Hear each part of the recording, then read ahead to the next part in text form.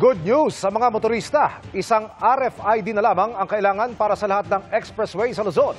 Ang proseso para riyan, alamin sa pagtutok ni Chino Gaston. NLEX, Skyway, Cavitex, Tiplex at Esitex. Dahil iba't ibang expressway ang meron sa Luzon, iba-iba rin ang gamit na Radio Frequency Identification Device o RFID. Kaya di maiwasan ng ilan na magkalituhan kung alin ang gagamitin sa partikular na daan. Pero ang problemang yan, may solusyon na sa inilunsad ngayong araw na One RFID. Ibig sabihin, pwedeng isang account na lang ang inyong lalagyan ng load tuwing daraan sa anumang expressway sa Luzon.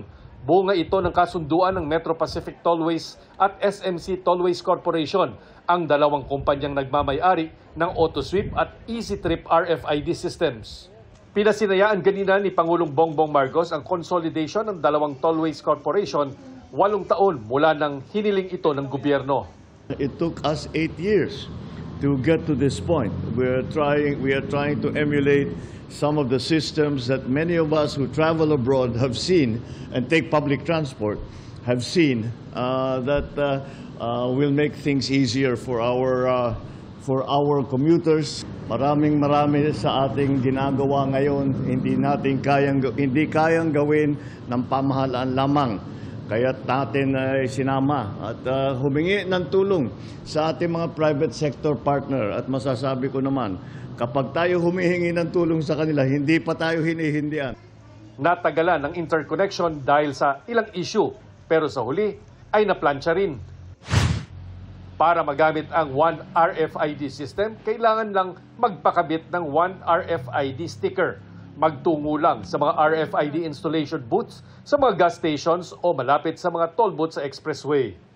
At iparehistro ang sasakyan sa One RFID system.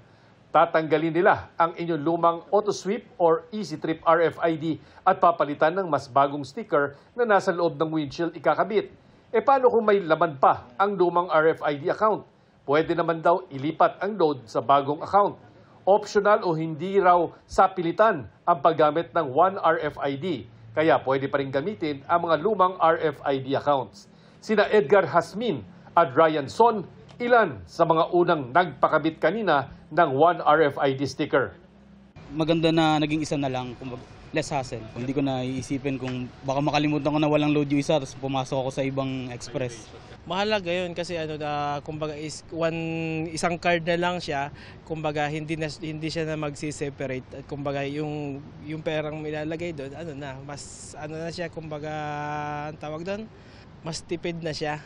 Layo ng gobyerno na magkaroon ng single electronic payment system ang tollways, LRT, MRT at ang kinukumpletong subway, kagaya ng mga electronic payment system cards sa ibang bansa. Para sa GMA Integrated News, Chino Gaston, nakatutok, 24 oras.